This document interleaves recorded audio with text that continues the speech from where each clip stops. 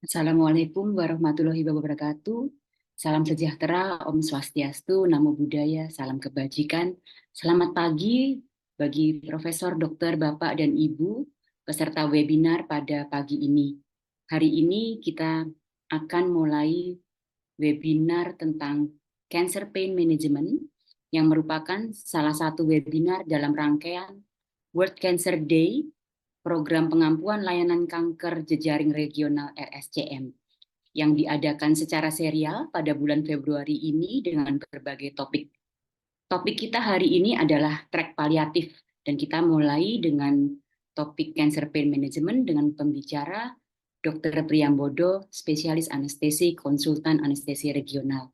Perkenalkan, saya Astrid Pratidina Susilo, fellow anestesi regional dan manajemen nyeri di FKUI RSCM, akan menjadi moderator Anda pada hari ini. Izinkan saya memulai acara ini dengan membacakan kurikulum vitae dari Dr. Pri. Boleh minta tolong slide untuk kurikulum vitae-nya? Ya. Dr. Priyambodo, spesialis anestesi, konsultan anestesi regional, adalah koordinator peminatan anestesi regional PPDS SP2 Anestesiologi dan Terapi Intensif di Fakultas Kedokteran Universitas Indonesia RSCM. Latar belakangnya beliau lulus dokter di Fakultas Kedokteran Universitas Indonesia, lulus juga sebagai dokter anestesi di Fakultas Kedokteran Universitas Indonesia, pernah menjalani short term neuroanesthesia training di New Delhi, India, dan tersertifikasi sebagai konsultan anestesi regional pada tahun 2009. Dr. Pri adalah pakar di bidang anestesi regional, manajemen nyeri, dan sudah banyak sekali menangani berbagai macam kasus nyeri kanker. Beliau juga punya interest di neuroanestesia. Beliau adalah salah satu perintis untuk pengembangan anestesi regional di Indonesia, begitu juga untuk pengembangan ultrasound guided technique, serta penggunaan ultrasound dalam berbagai cabang anestesi lainnya. Beliau telah berpengalaman sebagai instruktur maupun pembicara di berbagai event di tingkat nasional dan internasional, juga meneliti di bidang anestesi regional dan manajemen nyeri. Silahkan Dr. Priyambodo, waktunya 45 menit. Baik, selamat pagi semua. Assalamualaikum warahmatullahi wabarakatuh. Terima kasih Dr. Astrid, Dr. Tata atas introduction-nya. Terima kasih atas kesempatannya yang diberikan oleh panitia dan kepercayaannya bagi saya untuk mengisi webinar ini. Hari ini kita akan berbicara tentang manajemen nyeri pada cancer atau cancer pain management. Saya akan coba share screen dulu.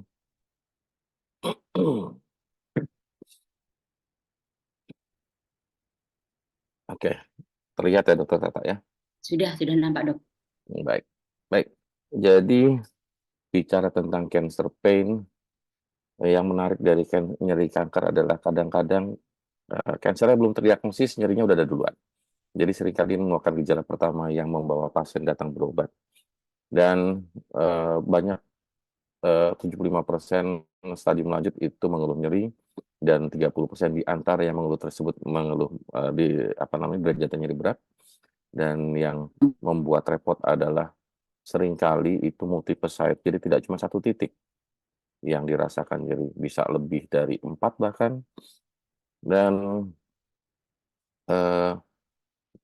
ke arah terminally ill, ke arah stadium akhir dari penyakit kanker atau mungkin dalam paliatif, biasanya nyeri juga makin bertambah.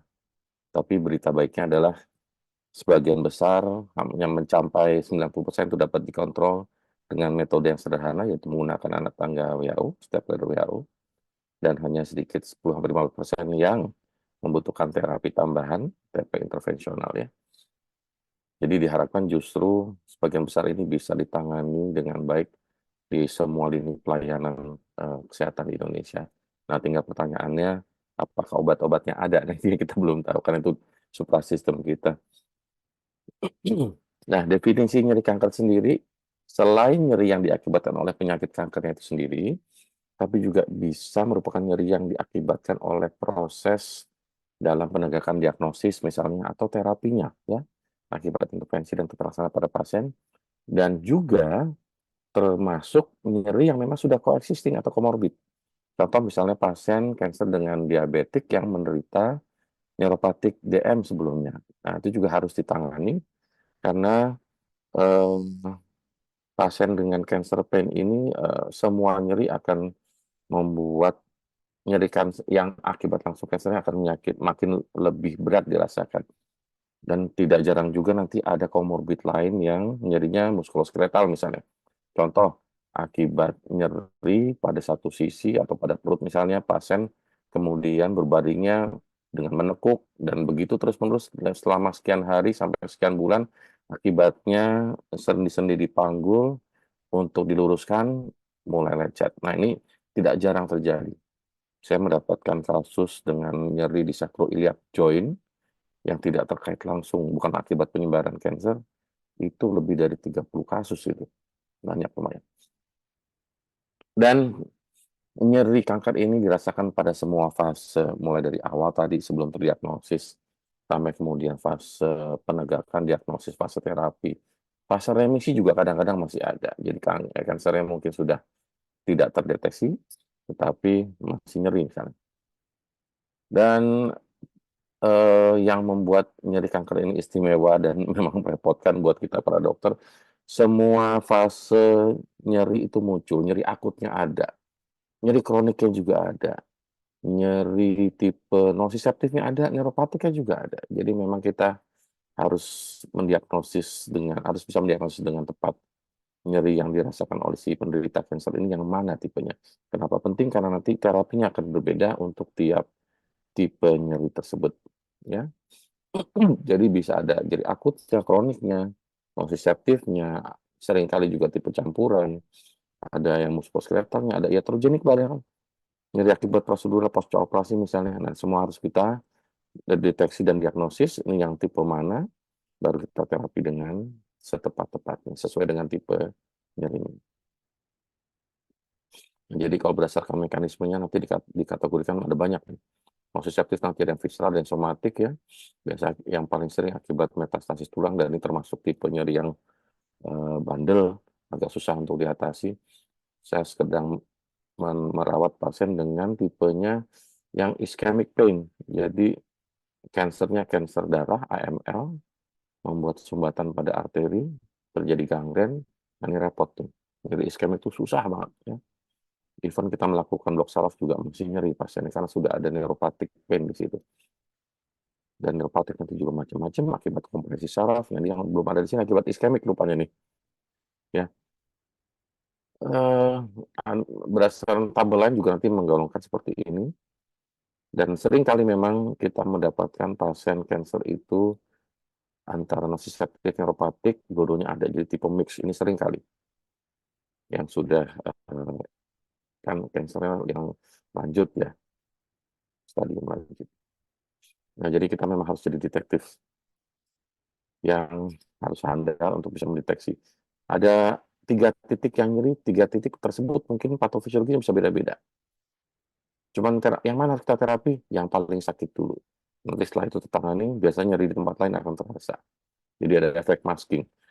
Kadang pasien bisa lebih dari 3 sampai 5, tetapi yang paling sakit, nah itu yang dikeluhkan di awal, kita tangani itu satu-satu, satu tertangani, nanti yang lain akan muncul. Jangan heran kalau seperti itu ya.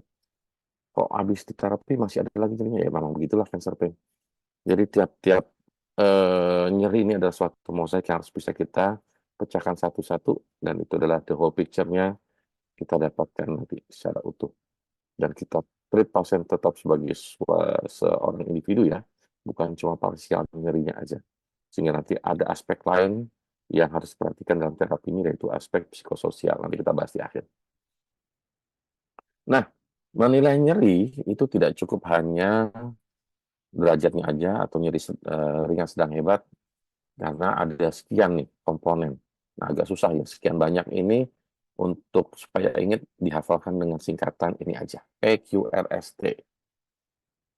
P ini provoke, M palliate, apa pencetus dan peredanya, bisa berupa gerakan atau ataukah apa ya misalnya ya, termasuk obat yang sudah diberikan apa, dan bagaimana respon obatnya juga ditanyakan. Kalau hanya reda dengan obat harus catat itu. Ada lagi yang nanti nyerinya kalau berjalan, kalau istirahat dia berbaring dia hilang. Nah, kita catat. Kemudian quality ini adalah kualitas atau deskripsinya. Jadi pasien diminta untuk menggambarkan secara verbal yang dirasakan seperti apa. Apakah rasa tajam di sayat, ataukah seperti diremas-remas, mules kalau nyeri di perut misalnya, atau kayak tersengat listrik, atau rasa panas terbakar ya. Nah, ini merupakan salah satu clue untuk mendiagnosis tipenya yang nociceptive kah atau yang neuropatik. Ya, biasanya kalau sudah melibatkan komponen rasa thermal, panas, dingin, itu biasanya sih neuropatik. Atau seperti tersengat listrik yang tadinya nggak ada, tiba-tiba muncul mendadak dan nyeri hebat, kemudian hilang mendadak, itu biasanya paling sering neuropatik. Nah, kemudian R, regio di area mana, kemudian menjalar kemana, ada nyeri alih atau tidak. Biasanya kalau ada nyeri alih itu khas buat nyeri visceral.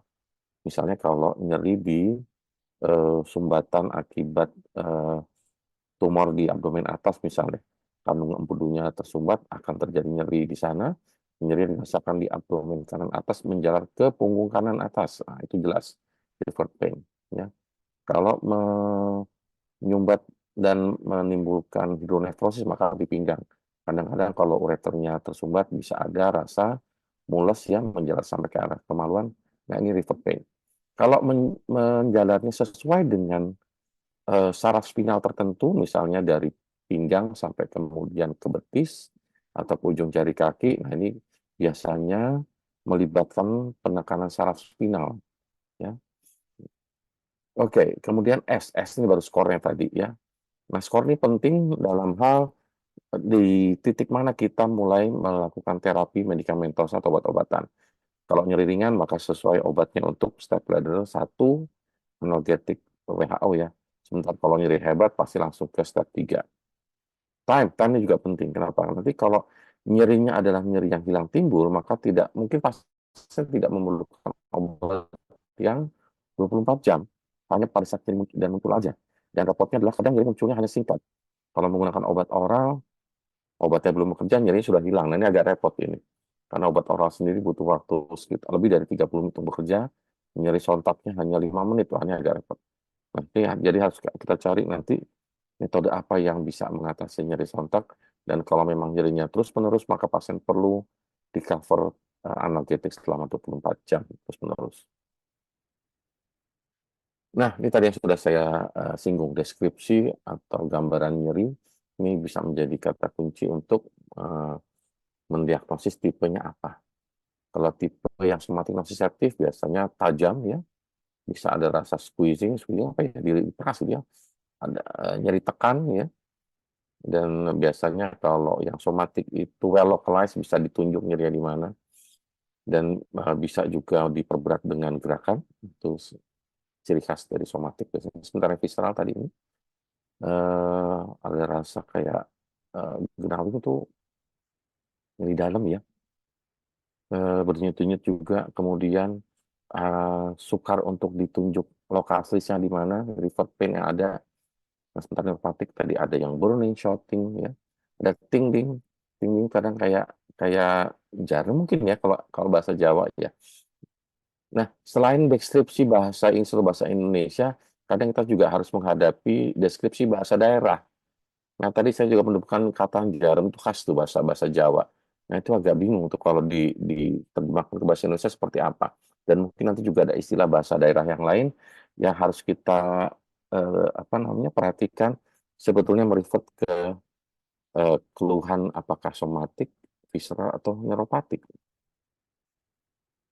Nah, kalau mendiagnosis tentang severity atau skalanya, nah yang paling sering digunakan adalah numerical pain scale. Nah, kemarin saya dapat pasiennya pasien anak. Begitu ditanya, udah sekolah, anak udah sekolah. Jadi numerical pain rating scale ini biasanya untuk orang dewasa dan anak yang sudah makan sekolahan istilahnya ya. Sudah belajar dan mengerti konsep angka, mana yang lebih besar, mana yang lebih kecil. Tapi kemarin kemudian saya dapat pasien, anak udah sekolah, udah SD, tapi bingung. Begitu diminta, skornya berapa, dia nggak jelas. Dia mau kasih angka berapa. Nah, kita bisa menggunakan skala wajah. Salah satu yang populer digunakan adalah Wong-Baker Face Scale. Nah, Wong-Baker seperti ini. Nanti banyak skala-skala yang bisa digunakan. Silakan dipilih yang sesuai di tempat kerja masing-masing. Nah, si anak begitu ditanya angka bingung, itu saya sodorkan gambar ini, minta tolong, Dek, yang sekarang mukanya adik lagi yang di mana nih? Nunjuknya angka 0, alhamdulillah. Berarti analgetiknya bekerja dengan baik. Nah, seringkali kita salah kaprah, disebutnya fase berapa? Kalau fase ini nih sebetulnya.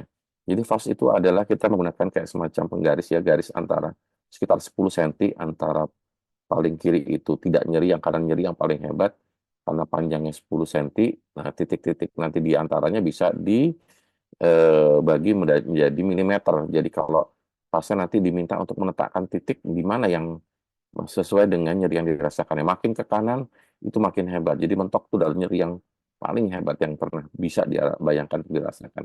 Nah, katakanlah di sini 3/4 nanti bisa diukur pakai penggaris, pakai skala milimeter, itu namanya visual analog scale. Cuman kalian suka salah kaprah kita. Fasnya berapa? Fas 10. Fas 10 yang dimaksud, yang di sini padahal nih, memberikan potential, jadi nyeri yang hebat. Kalau menggunakan fas ini mungkin fas 10 masih nyeri ringan. Nah, jadi nanti mesti dipastikan ya skalanya skala mana dan disesuaikan dengan pasiennya. Kalau bayi tentunya tidak bisa menggunakan skala ini karena fas ini kan skala yang self-reporting. Jadi self-reporting hanya digunakan pada pasien yang bisa berkomunikasi. Nah, bayi kan belum bisa. Nah, bisa kan menggunakan skala lain, bisa menggunakan flux misalnya, atau pada neotes ada pengajian nyeri Konatus, atau pakai CHOPS ya, Children Ontario Hospital, macam-macam, dan nanti silakan dipilih sesuai dengan yang bisa digunakan tempat masing-masing. Kalau untuk pasien yang di ICU, tetap bisa ada skalanya. Pasien yang dengan intubasi, kan nggak sadar juga tuh. Ada skala BPS yang paling sering. Behavioral Pain Scale, nanti tinggal dicari di internet ya. Skala silakan gunakan sesuai dengan di tempat masing-masing, yang penting konsisten. Nah, bagaimana terapi obat analgetik nyeri kanker? Nah, ini yang sering digunakan. Anak tangga analgetik WHO. Sudah dibuat dari tahun 86 dan sampai sekarang masih relevan.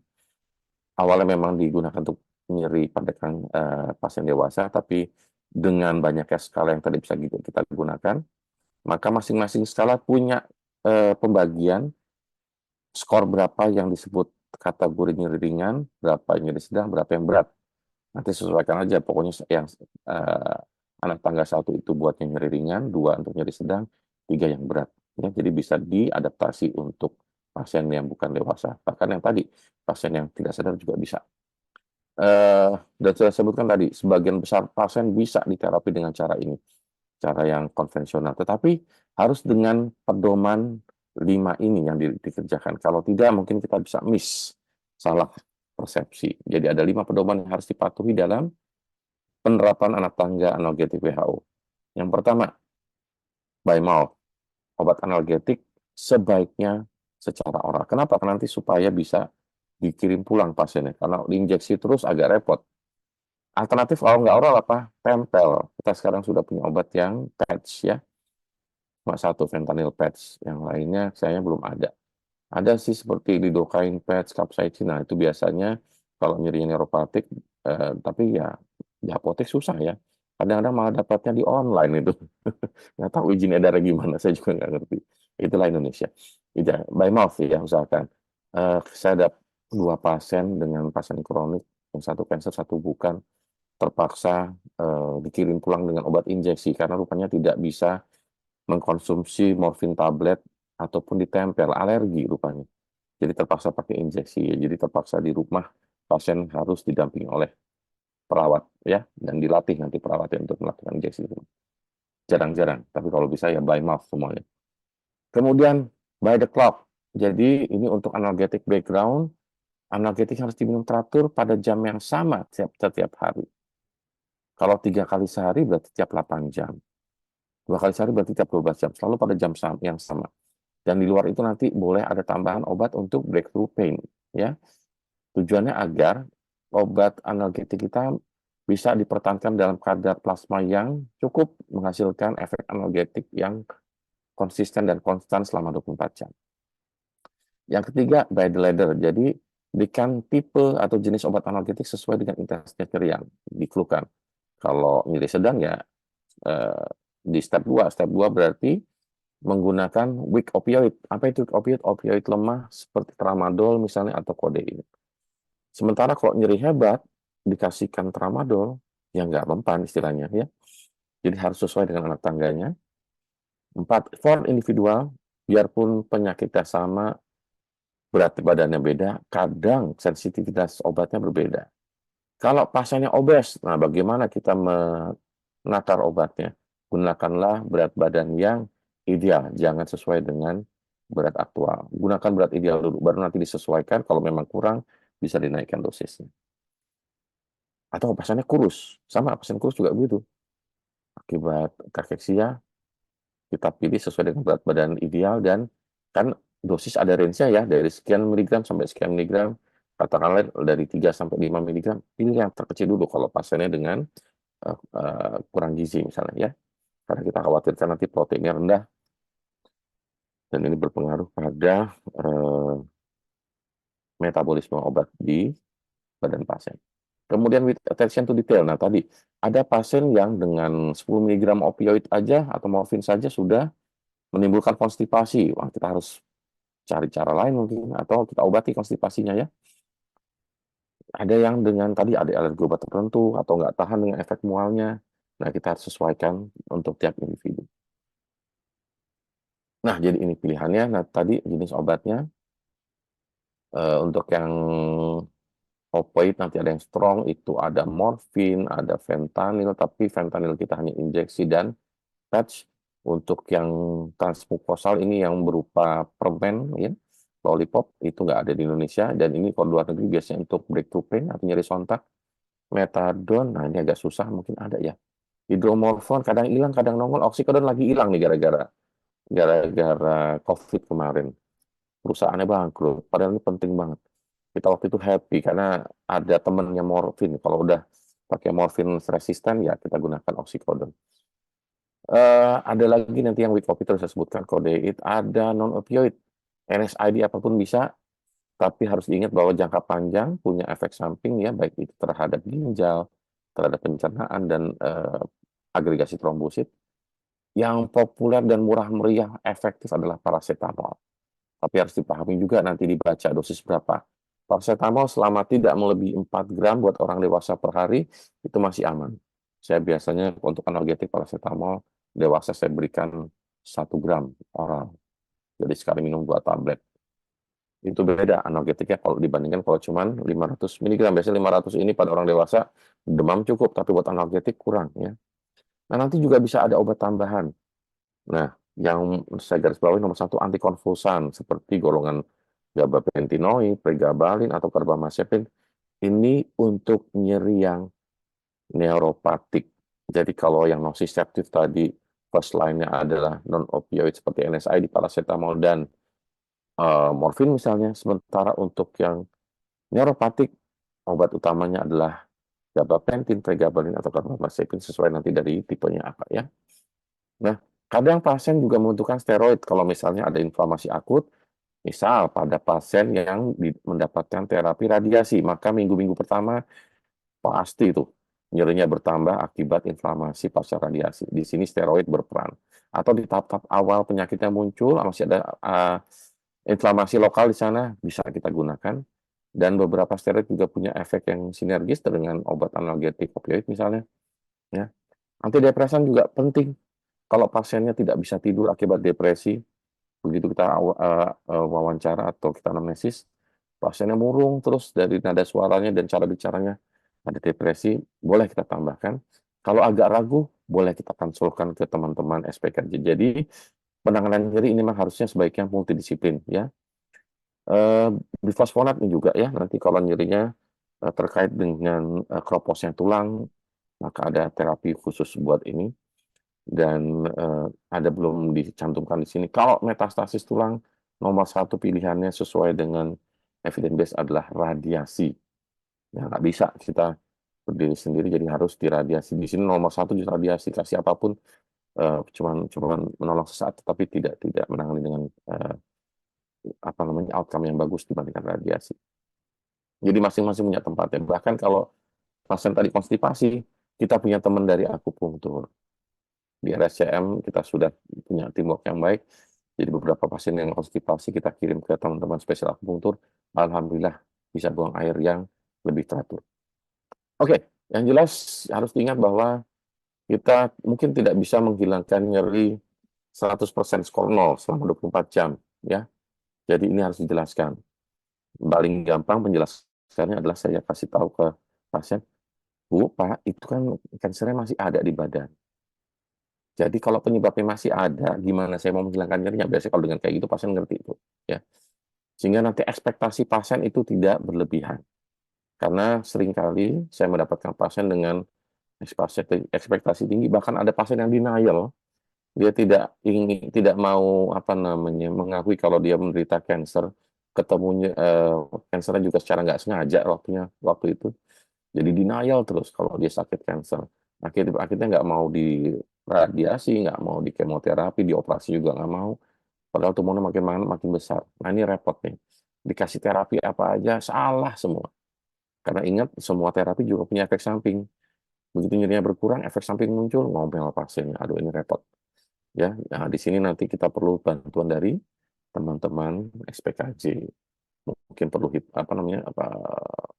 terapi, saya lupa, behavior terapi ya, atau kalau perlu hipnoterapi, ya. Nah, target utamanya adalah untuk mengurangi derajat nyeri sebanyak mungkin selama 24 jam. Jadi dalam sehari itu kalau bisa nyeri-nyeri yang intensitas sedang dan hebatnya sedikit, mungkin cuma sekian menit atau 1 jam misalnya, sisanya nyeri yang ringan, yang targetnya seperti itu. Sehingga secara kualitas hidup pasien masih bisa melakukan aktivitas sehari-hari dengan baik, bisa makan, bisa tidur, ya, itu yang utama. Syukur-syukur bisa kerja lagi. Waktu itu saya punya pasien, dia nggak muluk-muluk intinya, karena dia tahu, dia sudah sadar sakitnya sakit apa, sakit yang berat, dengan nyeri yang memang susah ditangani. Targetnya dia cuma bisa pulang ke rumah, ketemu cucu, bisa jalan-jalan sama cucu. Alhamdulillah kesampaian waktu itu. Kebetulan juga dokter Astrid, dokter Tata bantu saya menangani pasien ini. Nah, pada manajemen nyeri kanker nanti ada dua strategi, dua analgetik, ya. Satu analgetik dasar sebagai background. Ini yang tadi harus di round the clock, harus diminum sesuai dengan jamnya. Nyeri nggak nyeri harus pada jam yang sama diminum. Nah, itu untuk menangani persisten pain nyeri yang muncul selama 24 jam terus-menerus. Nanti kalau ada breakthrough pain atau nyeri contak, nah kita butuh analgetik tambahan yang sifatnya onsetnya cepat dan durasinya juga nggak perlu panjang-panjang. Nah, ini yang agak repot buat di Indonesia. Pilihan yang ideal tadi tuh fentanyl yang lollipop, ya kita nggak ada. Kalau menggunakan obat oral, tadi sudah saya sebutkan, obat oral hanya bekerja paling cepat 1 hari 30 menit sampai 1 jam. Nah, kalau nyeri sontaknya hanya 10 menit, obatnya belum limit, udah hilang, ini agak repot ini. Untuk nyeri obat oral mungkin ada morfin immediate release, oksikodonin hilang, apalagi ya, kan cuma itu ya. Sementara obat-obat yang cepat efeknya, kita menggunakan sublingual bisa. Nah, obat apapun yang oral bisa digunakan sublingual, tapi ya tidak nyaman karena pasti ada rasa pahit, ya. Jadi bukan ditelan tapi taruh di bawah lidah. Apapun itu, bisa morfin, bisa tramadol, bisa NSAID. Harus diingat, tetapi MST tidak boleh ya digerus. Sama seperti fentanyl patch juga tidak bisa untuk dipotong obatnya. Obat rektal boleh, tapi obat rektal pilihannya paling hanya paracetamol, ya. Atau NSAID yang paling banyak. Tramadol juga ada. Nah, itu bisa digunakan untuk nyeri sontak. Tapi kita tidak punya opioid strong untuk menangani yang nyeri sontak seperti ini. Ini di Indonesia kayak gitu, sedihnya begitu. Nah, kalau sudah pakai strong opioid, step-ladder 3, tapi masih nyeri, tidak tertangani, bagaimana caranya? Apakah step-ladder WHO memang sudah kadaluarsa? Ya memang perlu modifikasi, ya, itu tahun 86, jadi sekarang sudah ada modifikasi anak tangga yang baru. Dan memang dari data, tipe nyeri yang resisten terhadap terapi konvensional anak tangga WHO tadi adalah nyerinya neuropatik dan nyeri pada tulang akibat tersebut. Dan kalau boleh saya tambahkan yang tadi saya sebutkan, nyeri iskemik ini agak susah nih. 3 nyeri ini yang resisten terhadap terapi konvensional tadi. Dan eh, stadiumnya makin lanjut, 70% membutuhkan tambahan obat dengan rute yang tambahan pula ya, interventional pain management. Dan tetap kita harus berikan analgetik sampai pasien nanti menemui ajalnya. Nah, ini sempat jadi dilema juga. Pasien kadang sudah nggak sadar di akhir penyakitnya, apakah kita berikan. Nah, ini repot nih. Kita harus menggunakan skala nyeri untuk pasien yang tidak sadar. Bisa BPS atau NVPS, non-verbal pain scale, baru ketahuan. Sebetulnya pasien yang tidak sadar ini nyeri apa enggak. Jangan sampai di akhir hayatnya pasien sakaratul maut dalam kondisi nyeri. Nah, ini yang modifikasi. Jadi sudah ada anak tangga keempat. Apabila dengan step ketiga tetap nyerinya belum terkontrol. Ya, apa itu step keempat? Ini adalah interventional pain management. Bisa menggunakan alat seperti patient control analgesia, pump ya, PCA, atau blok saraf. Bisa blok saraf tepi, blok saraf neuraksial, atau sympathetic block, neurolytic misalnya, bisa digunakan di situ. Kalau saya sendiri memodifikasi, ada anak tangga kelima, nah, yaitu surgical. Nah, ini kalau selain tumornya sendiri diangkat misalnya ya, jadi kalau misalnya contoh ada pasien dengan CA-MAME yang sudah menimbulkan ulkus atau CA di tulang yang sedemikian hebatnya, osteosarkoma misalnya, dan tidak bisa dilem salvage misalnya. Nah, itu membuang tumor, ekstirpasi itulah salah satu bagian selain mengobati tumornya juga pain management sebetulnya. Ya. Tapi juga ada nanti tindakan skordotomi, singulotomi, risotomi, nanti teman-teman bedah saraf bisa melakukannya. Beberapa teman-teman anestesia atau intervensionalis pain management yang kursus tertentu bisa melakukan kordotomi percutaneous, tapi belum banyak di Indonesia. Kalau bedah saraf hampir semuanya saya rasa, karena itu kompetensi standar mereka. Nah, jadi kalau ada yang seperti ini kita bisa konsulkan ke mereka. Jadi sekali lagi multidisiplin penting untuk penanganan pain pada cancer. Nah, kapan kita melakukan terapi nyeri intervensional ini? Ini indikasinya, ya.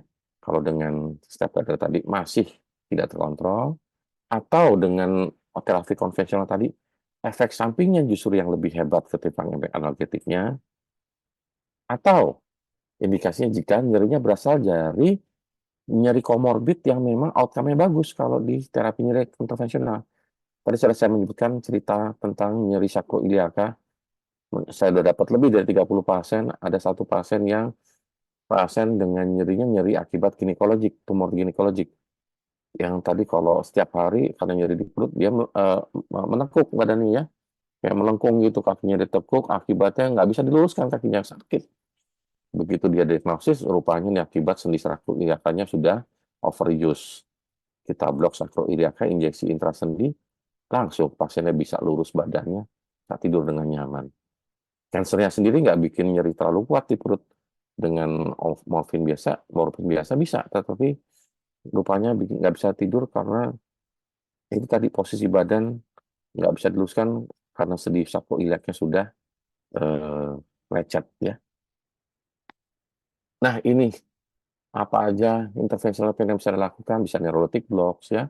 Kalau di daerah kepala dan leher bisa dengan stellate ganglion, kalau di abdomen atas bisa celiac plexus, atau bisa dengan blok neuraksial di epidural atau intratekal misalnya, bisa intermittent atau dengan infus kontinu.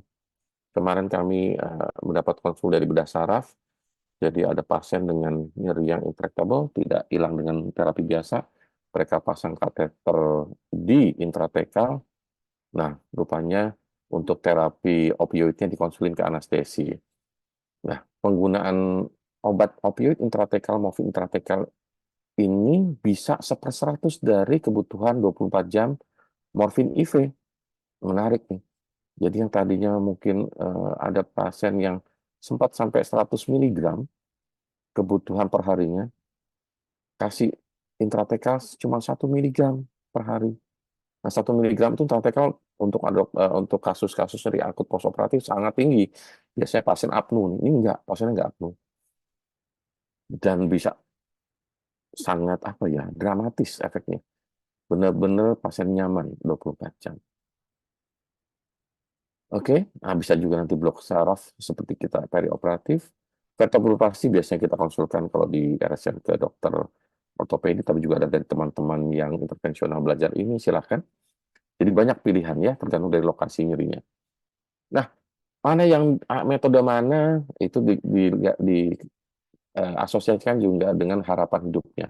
Kalau pendek mungkin yang penggunaan kateter yang non implan bisa, jadi kateter epidural biasa atau intertracheal bisa, atau blok neurolitik ya yang lebih simpel, nggak meninggalkan kateter. Kalau jangka panjang maka metode yang mungkin agak mahal seperti spinal cord stimulation atau pompa intrathecal bisa dipilih. Tapi kalau harapan jangka pendek, ya ngapain kita pilih yang mahal-mahal? Pompa intrathecal harganya bisa ratusan 100 juta. Spinal cord stimulation mungkin bisa 500 juta lebih. Barangnya sudah ada, tapi kan harganya mahal ya, mungkin terbatas penggunaannya. Mungkin teman-teman kalau yang ada bekerja di Mokhtar Riyadi Center, nah di situ biasanya orang kaya semua ya, banyak ada yang menggunakan alat seperti ini. Nah, kita lihat coba satu-satu. Patient control analgesia ini yang ada suatu pompa, nanti bisa diisi awat analgetik, bisa dihubungkan ke intravena, epidural, atau blok saraf, atau metode yang lain. Nah, contoh alatnya seperti ini macam-macam ya. Nanti obat ini bisa menghantarkan drip infus continue atau bisa juga intermittent. Yang jelas ada moda untuk kalau pasien butuh bisa pencet sendiri. Nah, ini dia. Jadi untuk nyeri sontak bisa pencet sendiri. Nanti bisa disetting agar lock time-nya berapa, kapan obat boleh terdeliver supaya tidak overdosis, berapa dosis maksimum juga bisa diset. Tapi yang jelas metode ini membuat pasien bisa punya rasa percaya diri, bisa mengontrol obatnya sendiri. Ya, tapi buat pasien anak hati-hati ya, yang belum bisa teredukasi. Jadi kadang-kadang bukan patient control analgesia, tapi parent control analgesia. Nah, targetnya adalah yang kuning. Jadi obat analgetiknya bisa konstan di dalam darah konsentrasinya. Nah, itu yang lebih bisa dipenuhi dengan metode ini ketimbang intermittent bolus atau infus continue biasa. Nah, selain itu juga bisa blok neuraksial, ini seperti dokter anestesi bius perioperatif ya. Nanti bisa menggunakan kateter atau sekali one shoot, tapi kalau one shoot maka durasinya terbatas.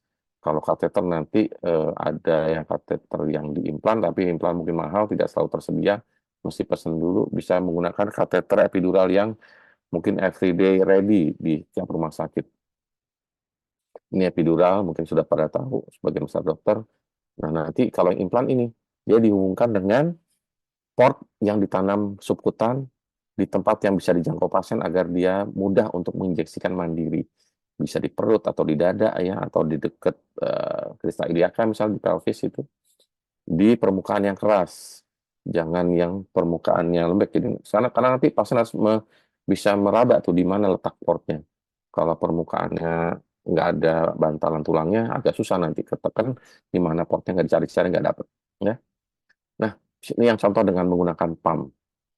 Yang alatnya bisa 100 juta tadi ya. Jadi dipasang intrathecal, nanti pumpnya ini bisa diprogram sama mirip seperti ini apa namanya pacemaker buat jantung.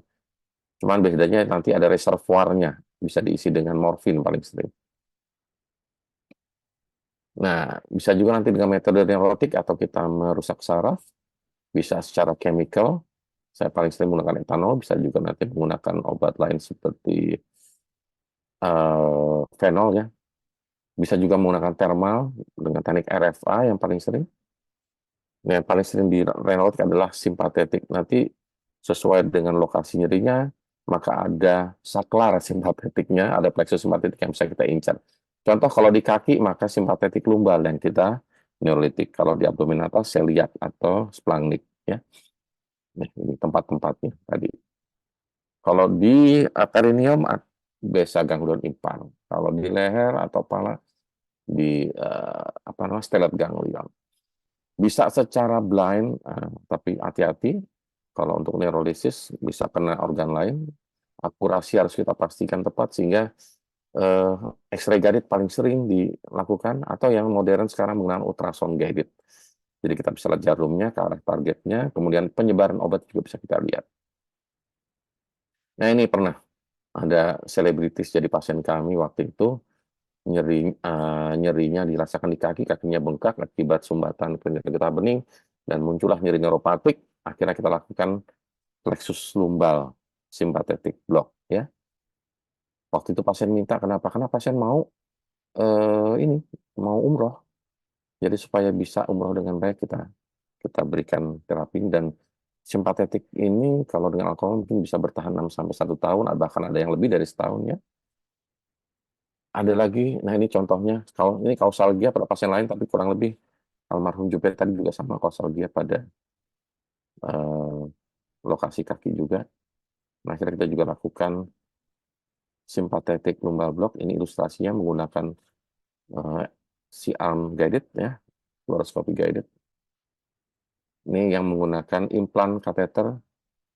Ini kebetulan yang di foto ini pasiennya seorang dokter juga, karena di Indonesia kemoterapinya nggak ada, mau dikirim ke Belanda. Nah, pasien tidak tahan untuk duduk lama, ya kan ke Eropa bisa 6 jam ya duduknya.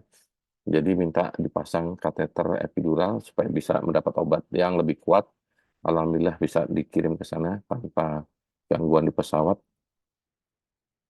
Ada juga pasien saya sama dokter Tata ini yang tadi impiannya cuman harapan terakhirnya bisa pulang ke rumah, dirawat di rumah dan main sama cucu. Kita pasang epidural dan pasien dilatih, bukan pasien ya, keluarga pasien, anaknya pasien dilatih untuk bisa menginjeksikan obatnya secara mandiri. Nah ini pasien dengan CA vulva, gambarnya mohon maaf tidak enak dilihat. Nah ini dengan obat apapun nggak bisa karena ada luka yang merupakan nyeri akut di situ. Setiap kali kesenggol sakit, kena air sakit ya. Jadi blok saraf kaudal menggunakan anestetik lokal menjadi pilihan. Pasien bisa senyum dan bisa pulang dengan kateter biasa, tapi karena tidak diimplan, ya punya efek samping jangka panjang, terjadi meningitis, tapi dengan terapi meningitis standar bisa ditolong. Cuman kemudian akhirnya pasien ya memang sudah ajalnya ya. Nah, ini dia. Targetnya gimana? Kalau nyeri berkurang lebih dari 5% atau nyeri tidak dirasakan, mengganggu. Dan secara kualitas, nanti banyak skor untuk quality, life quality-nya. Mau skor yang mana silakan, tapi paling tidak pasien bisa tidur malam atau bisa istirahat sehari lebih banyak ya. Bisa makan minum, nah itu target utamanya. Syukur-syukur bisa mobilitas penuh dan pasien bisa penuh bekerja lagi. Itu yang paling hebat. Dan tidak lepas dari penanganan aspek psikososial. Untuk unassessment nyerinya kan pakai PQRST ya. Untuk asesmen psikososial juga ada singkatan yang namanya ACT UP. Bagaimana aktivitas sehari-hari, apa yang terganggu, bagaimana pasien hidup dengan nyerinya, sehingga nanti memang harus sadar bahwa berapa aktivitas, misalnya berenang udah nggak bisa lagi, atau jalan memang harus pakai dibantu, misalnya. Harus ada bantu pakai crutch misalnya, nggak bisa tanpa tanpa alat bantu. Harus harus bisa menerima itu. Kadang pasien kecewa dan ini mungkin kita butuh bantuan teman-teman untuk behavior terapi seperti itu, atau hipnoterapi dari SPKJ, atau obat-obat antidepresan.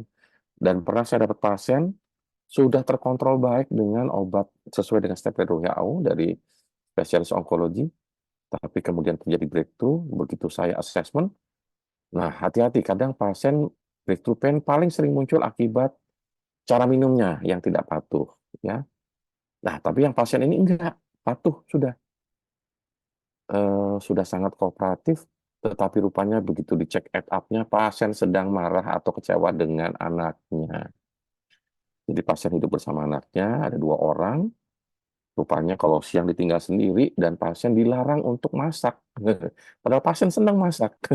Karena anaknya takut kalau aktivitas itu biasanya ini mesti ngobrol, berarti kita mesti konseling keluarga, menjelaskan kepada si anak bahwa tetap pasien butuh aktivitas. Kalau bengong malah nyerinya bisa muncul. Jadi bagaimana menyesuaikan nih, coping ya, hidup bersama nyeri itu penting. Jadi ini dia, faktor yang mempengaruhi nyeri kanker, persepsi keluarga pengaruh, dan juga persepsi dari si pasien sendiri. Nah, kendala di Indonesia, berapa kali kita diminta oleh keluarga, dok, tolong jangan kasih tahu ke pasien sakitnya apa. Aduh, repot kalau seperti ini.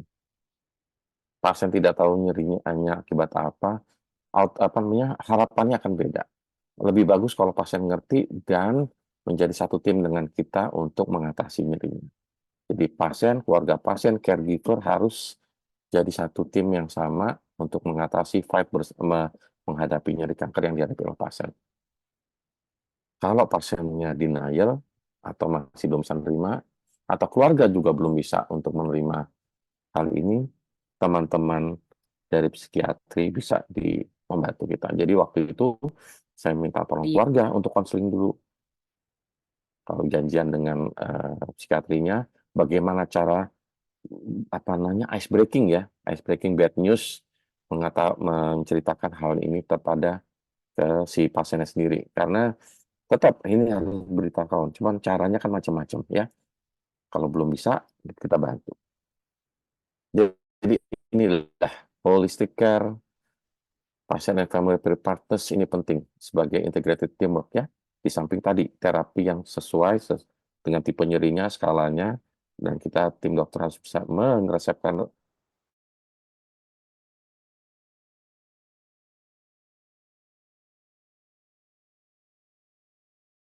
obat yang sesuai dengan tipe nyerinya pasiennya. Kanker masih bisa ditangani dengan terapi konvensional, dikasih pada ya 10-15% yang butuh.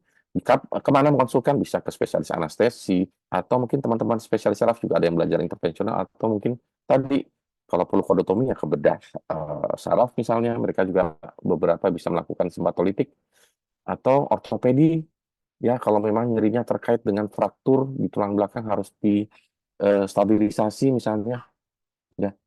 Yang jelas pendekatan 24/7 ini hal penting dalam manajemen di kanker. Oke, kira-kira itu yang bisa saya bagi untuk hari ini. Terima kasih atas perhatiannya.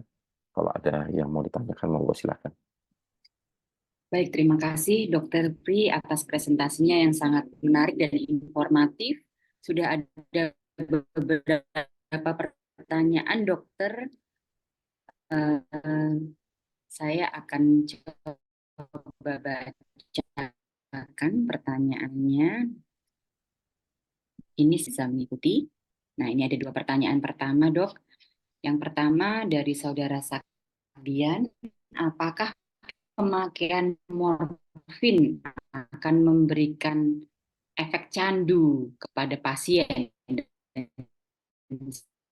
Jika ada pasien yang merasa fly, apakah nah ini isu yang memang sering menjadi diskusi ya Ya, pasien untuk menggunakan morfin dalam penanganan cancer. ya. Mohon Baik, terima pencerahannya, Dok. kasih, eh, Dokter Sabian ya.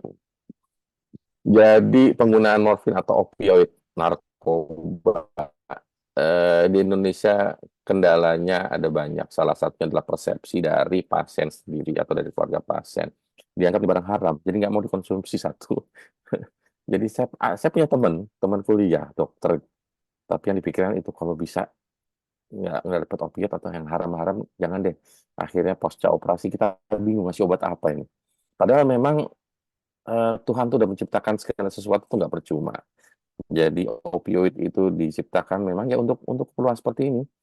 Jadi kalau haram itu kan penggunaan yang tidak sesuai pada tempatnya ya. Salah satunya kan begitu. Ya nggak boleh di tempat yang boleh. Nah itu salah. Ini opioid memang gunanya untuk nyeri nyeri hebat, termasuk nyeri kanker. Nah sayangnya memang semua obat-obatan narkoba punya sifat yang sebetulnya istilah kita apa ya? Bukan candu ya, tapi satu toleransi. Toleransi itu apa? Toleransi itu adalah kebutuhan dosisnya kalau digunakan jangka panjang makin lama makin meningkat. Kenapa bisa demikian? Karena memang secara fisiologis, secara natural, obat opioid kan bekerja pada reseptor opioid. Nah, reseptor opioid ini jumlahnya tidak statik, tetapi bisa dinamik. Jumlahnya bisa naik turun. Nah, kalau mendapatkan opioid secara kronik jangka panjang, maka tubuh bisa menambah jumlah reseptor tadi. Sehingga yang tadinya katakanlah 10 mg cukup menjadi kurang. Dan harus kita tambah karena reseptornya bertambah memang yang belum dapat opioidnya. Itu toleransi. Kedua, ada efek rekreatif atau euforia yang dihasilkan. Kalau lebih, karena memang reseptor opioid begitu dia bekerja, bisa ada efek itu, dia menunjukkan agak euforia atau rasa nyaman. Nah, rasa nyaman ini secara psikologis bisa membuat pasien kok merasa enak ya. Dan ini yang memang harus kita jelaskan dari awal, efek yang obat diberikan apa aja. Sehingga nanti pasien harus bisa menentukan penggunaannya, bukan karena dia mau nyaman, tapi untuk mengatasi nyeri. Pernah saya dapat pasien diberikan PCA, akhirnya dipencet malam-malam, kenapa? Karena nggak bisa tidur.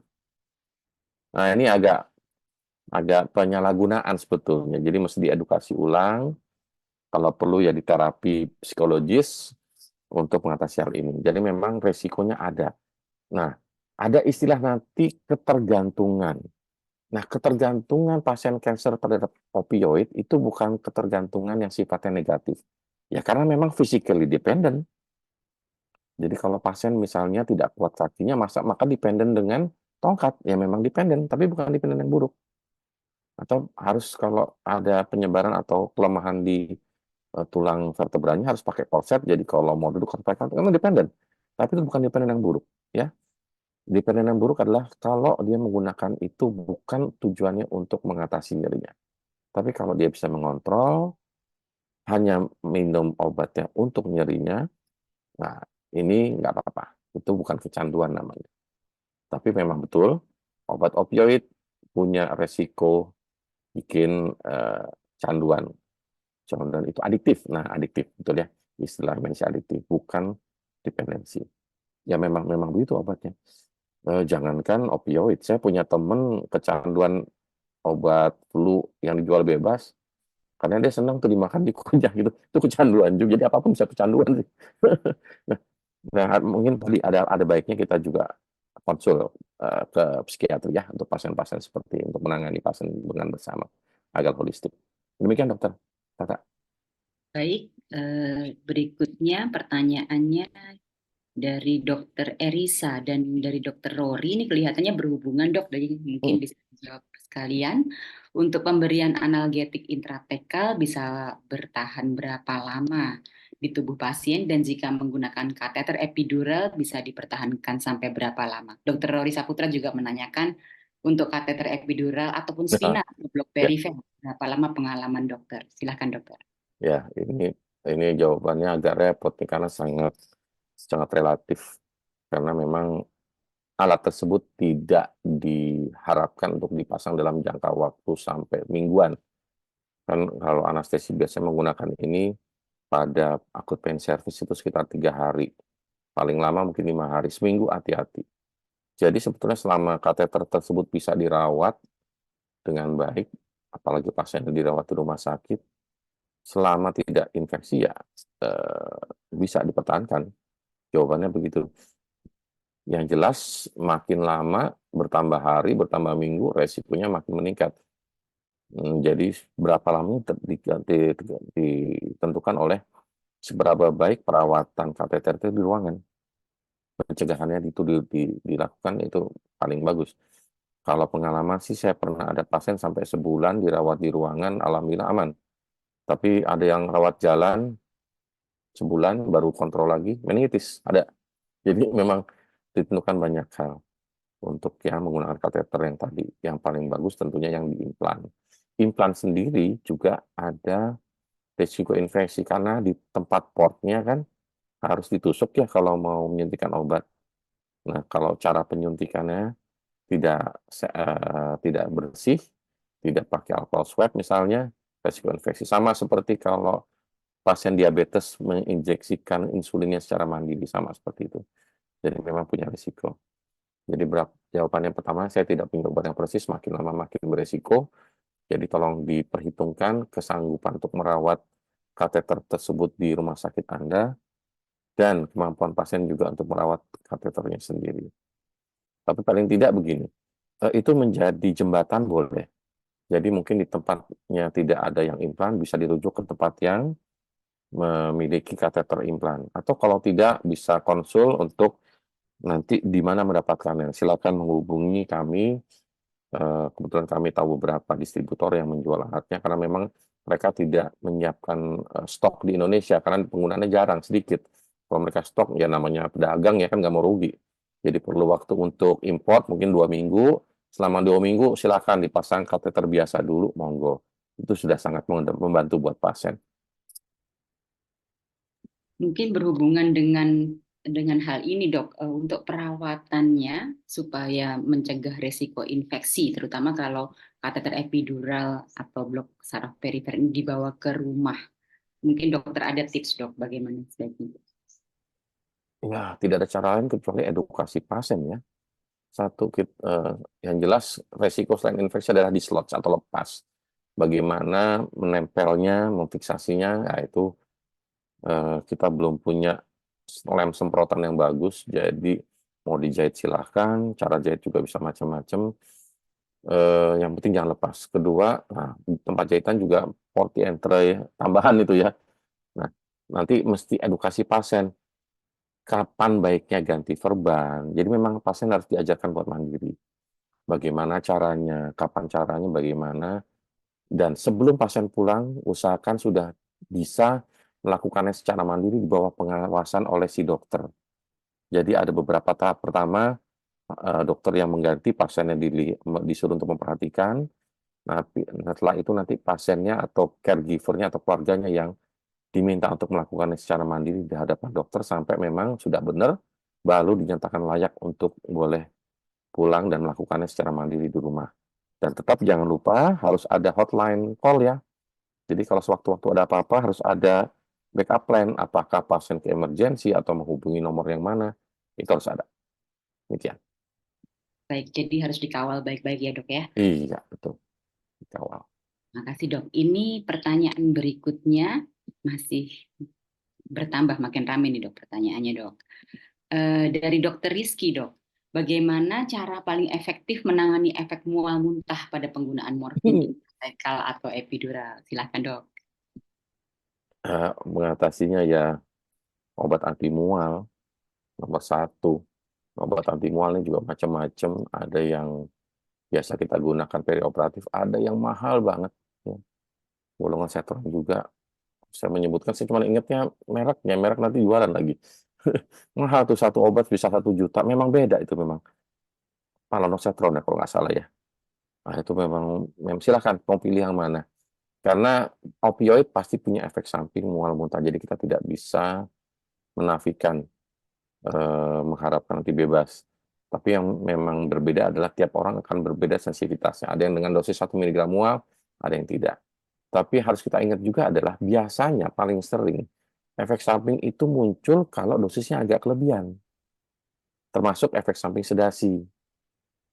Nah, jadi kita nomor satu titrasi dulu dosisnya sampai dosis yang bisa ditolerir untuk efek samping tetapi punya efek analgetik yang cukup baik.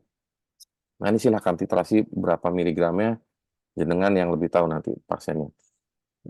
Kalau itu nggak dapat, ya apa boleh buat dosis analgetik yang terefektif, walaupun ada mual muntah, ya mual muntahnya harus kita kasih terapi ya, dengan terapi antiemetik 24 jam. Nah, obatnya macam-macam. Dan kita, kalau teman-teman akses juga pasti belajar yang obat antiemetik itu sesuai dengan derajat mual muntahnya.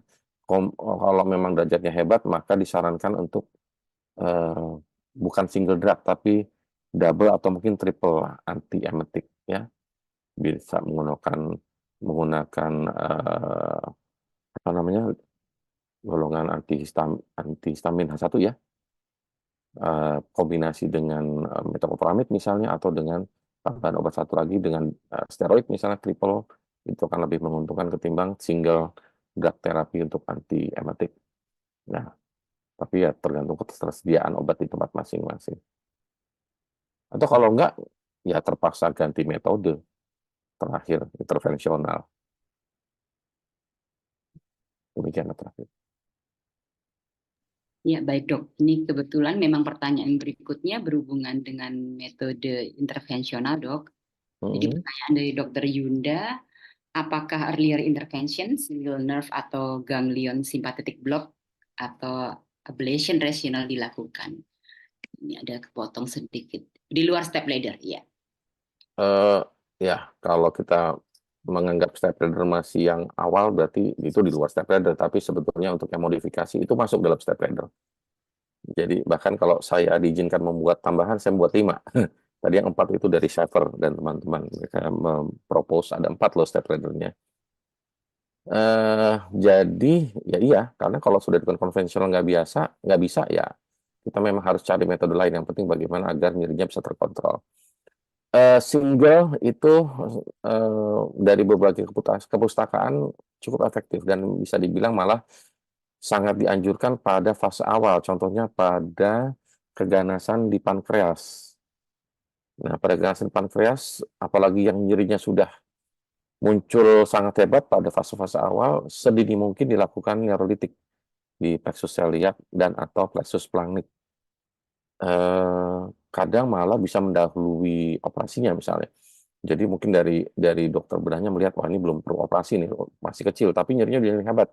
Dan dari kepustakaan itu sudah dinyatakan sangat disarankan justru. Dan ini memang outcome-nya bisa lama bahkan bisa mengurangi kebutuhan atau menghilangkan opioid. Ada pengalaman orang tua dari teman saya sejawat, jadi anaknya dokter, tinggalnya di daerah, dia berkarir di sana, ibunya sakit, nyeri di perut atas, begitu ketahuan ada benjolan di perut atas, dilihat dari pankreas, dibawa ke RSCM, udah inoperable. Dan keluhan utama adalah nyeri. Pasase usus masih bagus. Kita harus tahu bahwa kontraindikasi blok simpatetik untuk nyeri di abdomen adalah pasase usus. Jadi kalau ileus obstruktif nggak boleh tuh, harus dibuat stoma dulu agar BAB-nya bisa keluar. Karena begitu simpatik di blok, parasimpatik akan dominan, peristatik akan meningkat. Nah, kalau ada ileus, wah ini bahaya, bisa bocor nanti justru, bisa pecah, bisa ruptur. Jadi harus tidak boleh ada ileus obstruktif. Nah, kebetulan pada pasien yang tidak ada, jadi kita lakukan. Dan itu bisa bertahan lebih dari 6 bulan, 9 bulan, kemudian datang lagi dengan nyeri bertambah, akibat ukuran tumor juga bertambah. Jadi area yang kena lebih luas. Jadi waktu pertama saya blok dengan celiac, begitu berikutnya sudah makin ke subdiafragmatik nyerinya karena sudah ada penyebaran ke hepar, kita tambahkan blok splanchnic. Dan ya alhamdulillah nyerinya cukup terkontrol, masih bisa dikombinasi dengan obat konvensional. Jadi tadinya malah pada blok yang pertama nggak pakai obat opioid sama sekali tuh. Begitu yang sudah kedua, pakai opioid dengan dosis yang cukup kecil karena dikombinasi dengan blok neurolitik yang splanchnic tadi. Sampai akhir hayatnya beliau oleh teman saya, anaknya dikatakan nyerinya masih cukup terkontrol. Nah, jadi itu kisahnya. Jadi memang blok neurolitik ini salah satu metode yang murah meriah. Karena memang obatnya nggak mahal-mahal, hanya tinggal. Nah, tantangannya adalah, saya nggak tahu nih BPJS nih. Kami sudah mengerjakan beberapa dengan BPJS, saya belum ngecek nih ke administrator RSCM, tertagih nggak itu. Padahal pasien butuh ini. Nah, itu loh kendalanya secara birokrasi. Tapi kalau secara klinis, saya rasa teman-teman yang belajar intervensional semuanya bisa melakukan dan sekarang sudah banyak intervensionalis di berbagai kota di Indonesia. Terima kasih. Baik, makasih dok. Ini mudah-mudahan makin banyak yang bisa melakukan intervensi ya dok ya, supaya pasien kanker bisa makin tertolong. Lalu ada satu pertanyaan lagi dok, ini sangat menarik karena dari seorang pasien ya. Terima Ya. kasih Bapak atau Ibu ikut bergabung di webinar kami. Ini pasien CA cervix dok, sudah operasi dan radiasi, ada nyeri di sekitar anus, kata dokter kolitis kronis, sudah dibiopsi, hanya kolitis hasil biopsinya. Sudah diberi berbagai obat, saat ini menggunakan ketoprofen masuk di anus, namun nyeri masih Ya. hilang. Mohon saran, apa ada obat antiinflamasi atau anti nyeri yang bisa digunakan di anus atau area sekitarnya? Ya. Terima kasih. Ya, untuk colitis biasanya akibat hiperperistaltik ya, yang bikin nyeri sementara, inflamasinya sendiri bisa iya bisa enggak tergantung derajatnya. Kalau sudah sampai membuat luka yang cukup hebat di dinding bagian dalam mukosa usus, nah, mungkin bisa ada sang chemical di situ yang bikin nyeri. Tapi yang nomor satu biasanya ini dulu tuh mules-mules dulu. Nah, kalau dalam kondisi awal ini mungkin opioid bisa ya.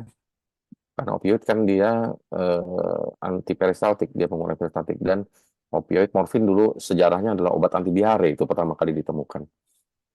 Bisa, tetapi kalau dengan opioid juga tidak menolong, saya juga ada pasien seperti itu, maka pilihannya adalah melakukan blok simpatetik tadi. Melakukan blok simpatetik, karena memang rangsangan nyeri juga dihantarkan melalui jaras ini ke susunan saraf pusat. Jadi itu bisa kita matikan walaupun kolitisnya masih ada, tetapi nyerinya tidak dirasakan oleh pasien. Baik untuk kolitis yang akibat kanker maupun yang tidak terkait oleh kanker.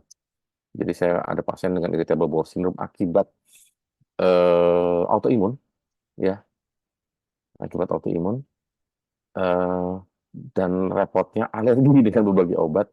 Jadi hanya bisa dengan obat morfin injeksi. Ini salah satu pasien yang saya ceritakan tadi. Jadi terpaksa pulang dengan alergi, minum MST nggak bisa, oral nggak bisa.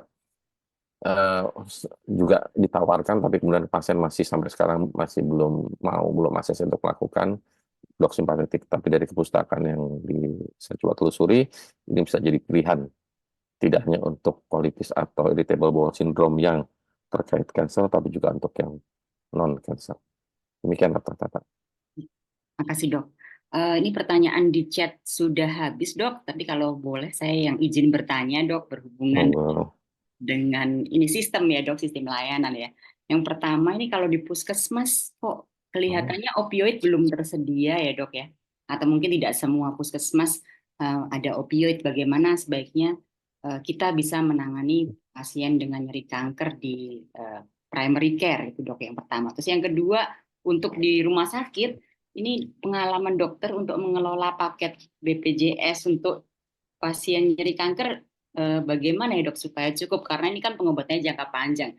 Kadang-kadang kita mendapatkan batasan, misalnya untuk fentanyl patch hanya diberikan sedikit sementara kebutuhannya lebih banyak. Mohon saran dok. Ya, terima kasih buat pertanyaan Dr. Tata. Jadi kalau untuk di puskesmas, saya juga kurang tahu sekarang obat opioid apa yang secara sistemnya masih tersedia. Dulu zaman saya kuliah katanya morfin ada, sekarang atau petidin ya. Saya nggak tahu sekarang apakah masih ada atau tidak. Kalaupun sudah dihilangkan, pilihannya kalau strong opioid nggak ada, ya weak opioid, Dr. Tata. Tapi sebagai terapi sementara, dengan catatan kita tahu bahwa kalau nyeri hebat, weak opioid tidak cukup. Jadi ini hanya sebagai rescue sementara sambil pasiennya mungkin dirujuk ke pusat pelayanan yang lebih tinggi, di mana nanti di sana ada opioid strong atau yang terapi pilihan lainnya. Jadi mungkin tramadol ada di puskesmas, silahkan bisa digunakan sesuai dengan dosisnya, atau kodein. Nah, hati-hati ya yang punya kodein di puskesmas. Kalau ada tuh yang suka kecolongan, berarti pintar tuh malingnya. Dia tahu tuh kodein adalah golongan opioid. Nanti bisa digunakan, nanti bisa dibaca ada minimal 30 miligram atau sampai 60 ya. Untuk kodein analgetik itu lumayan bisa menolong sementara. Sekali lagi sebagai rescue sampai pasiennya dirujuk ke layanan yang lebih tinggi. Jadi jangan lupa sistem rujukan harus kita terapkan kalau memang di tempat kita tidak memungkinkan. Saya juga beberapa kali merujuk ke teman-teman yang mungkin lebih ahli dari saya untuk melakukan terapi kalau tidak diperlukan. Dan rujukan juga tidak hanya berjalan ke atas, tapi berjalan ke bawah juga bisa. Jadi pasien-pasien yang sudah terkontrol mungkin bisa dirujuk ke, karena RSM paling pusat ya di atas ya nasional, mungkin bisa dirujuk ke RSUD misalnya. Sehingga pasien itu tidak jauh-jauh datang ke Jakarta untuk kontrolnya. Ada waktu itu pasien akhirnya dia kontrol ke Pontianak, jadi saya kontak dokter yang di sana, teman SPAN yang di sana, obat apa yang tersedia, kontak-kontakan juga dengan Kimia Farma yang di sana, di apotek mana bisa dibeli. Jadi lah kita memang harus 24/7 holistik ya dokter Tata pendekatannya demi pasien kita. Eh, apa lagi tadi pertanyaan belum? Oh ya, Mengenai paket BPJS dok, iya. yang di rumah. Jadi betul, jadi mesti ngobrol dengan administrator di rumah sakit dan BPJS setempat. Jadi mungkin nanti akan beda-beda tuh, karena BPJS tiap-tiap daerah mungkin akan punya kebijakan yang berbeda. Yang jelas kalau dulu mah anestesi kan belum dianggap sebagai DPJP utama ya, kalau teman-teman anestesi. Jadi kalau kita sebagai DPJP utama tidak tertagih itu nanti BPJS-nya. Jadi DPJP utama untuk cancer pain mungkin dari onkologis atau dari dokter saraf ya dengan diagnosis nyeri misalnya. Kemudian nanti selama perawatan dirujuk kepada anestesi untuk tindakan, baru nanti itu bisa diajukan kelengkapan berkasnya ke BPJS. Tapi sekali lagi perlu dilakukan approach ke BPJS tempat bagaimana prosedur, karena katanya beberapa teman-teman di kota lain ada yang bisa langsung sudah dibolehkan.